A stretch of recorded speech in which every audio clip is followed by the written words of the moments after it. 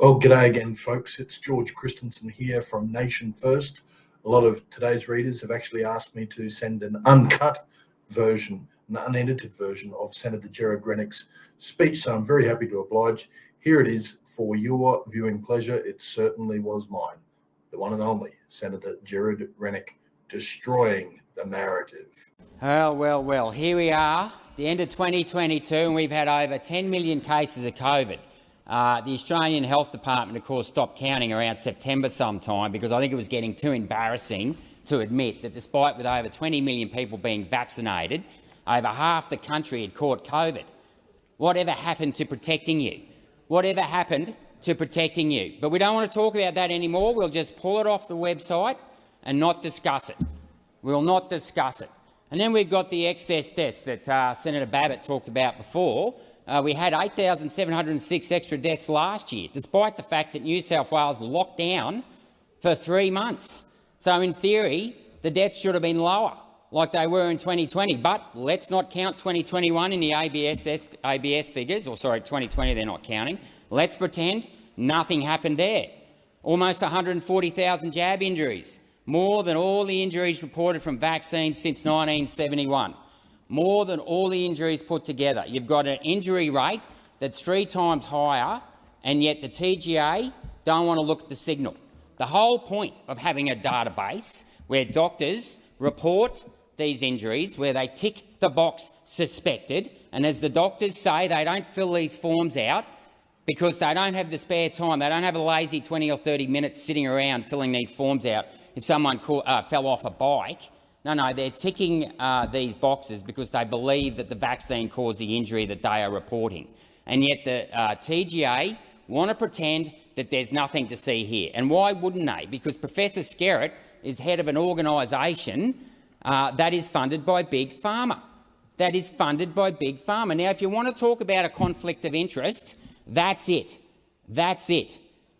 And these guys have no idea what they are talking about. I asked Professor Brendan Murphy, who was the Chief Health Officer at the time, whether or not he'd actually read the non-clinical report into the Pfizer vaccine. Guess what? He hadn't read it. Despite that, he'd been saying for the last a couple of days earlier that the spike protein wasn't in the blood. Well, had he read the report, he would have known that they never even tested the spike protein. And they would have also known that when they did the animal trials, that the report said there was no difference in lung inflammation between the placebo group and the vaccinated group after 9 days. There was not one skerrick of evidence that showed that that vaccine was effective. But did anyone in this chamber right here, right now, actually read that report?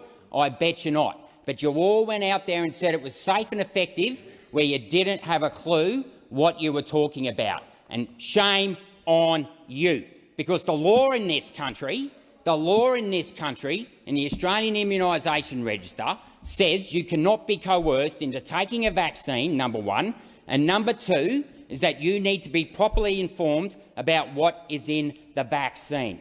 Now, you've got to dig very far to get to the bottom of this stuff, but that spike protein in the vaccine isn't even the same as the spike protein in the virus.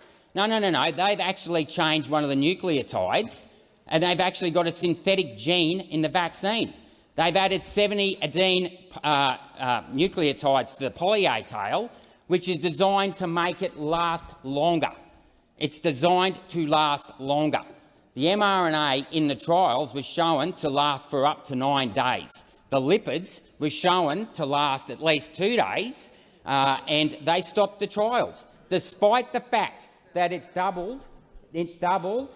Yeah, listen to this, Senator Hanson-Young. Despite the fact that the concentration of the lipids that are cationic were doubled in the ovaries from day 1 to day 2. You know what they did? They stopped the trial.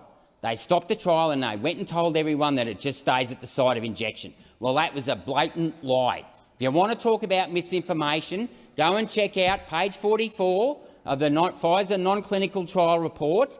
It was released on the TGA FIO disclosure log 239-6. I've read it numerous times. And guess what? You should also read the top paragraph of page 8 that says that the study suggests that the spike protein can be either inserted into the membrane or secreted from the cell. Now, what does that tell you? I'll tell you what that tells you. It tells you that rather than actually killing the actual pathogen, which is what a normal vaccine would have done, this particular vaccine goes inside your cell, takes over the reproduction, the ribosomes, which is what produces the protein, and then starts producing more of the toxic substance. That is not the name of the game. You would want to actually kill the virus. You do not want to reproduce it. And of course, Brendan Murphy, the Chief Health Officer, claims that there's nothing to worry about. He never read the document. And then we've got Professor Kelly. Of course, he came out and made the bold statement that it stops transmission. Well, he was lying, because the FDA came out in December 20 and said that there was no evidence that the vaccine stopped transmission. And when I pressed him on it, there's no trials to show that there's any IgA in the mucosal system. Okay, you don't have to take my word for it. Go and speak to Robert Clancy, Australia's foremost immunologist and vaccinologist. Okay, he's retired. You can trust this guy. He's not on the take from Big Pharma or the big universities that aren't actually interested in research. They're just interested in lining their own pockets. And then, of course, we've got the vaccine injury scheme, which is just a joke. And today and last night and day after day for the last 15 months, I get contacted by people who have had their lives destroyed by this vaccine, a vaccine that the government said was safe and effective. And if that isn't bad enough, that these people, and I'm looking at you people in this chamber here today, didn't read the documents, that took over someone else's body because it suited your narrative, your command and control narrative, you showed no humanity. No humanity. There are people out there that have not only injured, they have lost their jobs and they cannot get medical support to help them. There are husbands and wives of injured couples who've had to quit their jobs to stay home and look after those people who are being injured, are in incredible amount of pain. And the fact that you're interjecting, Senator Hanson-Young, just goes to show the type of person you are. How dare you come into this chamber? How dare you come into this chamber and start mocking the vaccine injured? Senator Waters, your point of order. Senator Rennick, please sit down. Order. Senator Waters. Point of order, reflecting on another senator as well as being odious and tedious. Not the second part. Senator Rennick, just withdraw it to the extent that you made an adverse inference.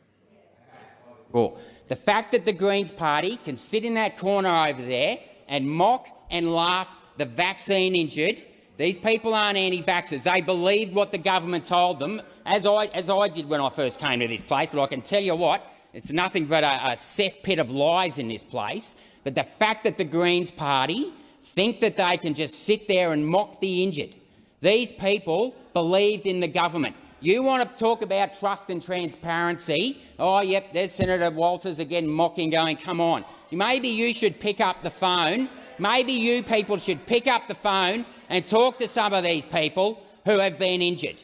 And then we go to the basis, the substance of this Act, the Fair Work Act. This is a public health issue. The idea that businesses in this country can be responsible for the transmission of an airborne virus is just as absurd as the billions of dollars that are getting wasted on the idea of some tiny trace gas in the atmosphere can control that. I mean, we are living in the land of the unicorn farmers and the intellectual pygmies who have just chasing the impossible dream like Sancho Panza chasing the windmills. It is absurd. And yet we stand here today, almost 3 years after the virus broke out in China or whatever, and we have still got this ridiculous mandates in so many places, in particular in the private industry, which is what this amendment will address, and they are still being coerced into getting a vaccine. I've literally just had 3 messages in the last hour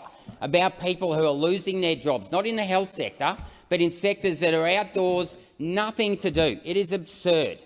It is absurd, and it needs to stop, because the state of emergency, even at the state government level, has been retracted. And yet these people here today do not want to grant people their autonomous right to control what goes in their body. And I might remind members of the LNP that one of our values is the dignity and worth of every individual. You know, we don't believe in multi-patent bargaining because we recognise that every business is unique, and we think that, you know, the employer and employee should have the first right in deciding what's best for them. That is what we believe in empowering the individuals to make the decisions that, you know, suit their needs the best, and only the individual or the parent of the child can make that decision. But what we've got here today is typical command and control. We've got the Labor Party and the Greens protecting their own narrative that the government can save us. Govern me harder, Daddy. That is what these people believe in.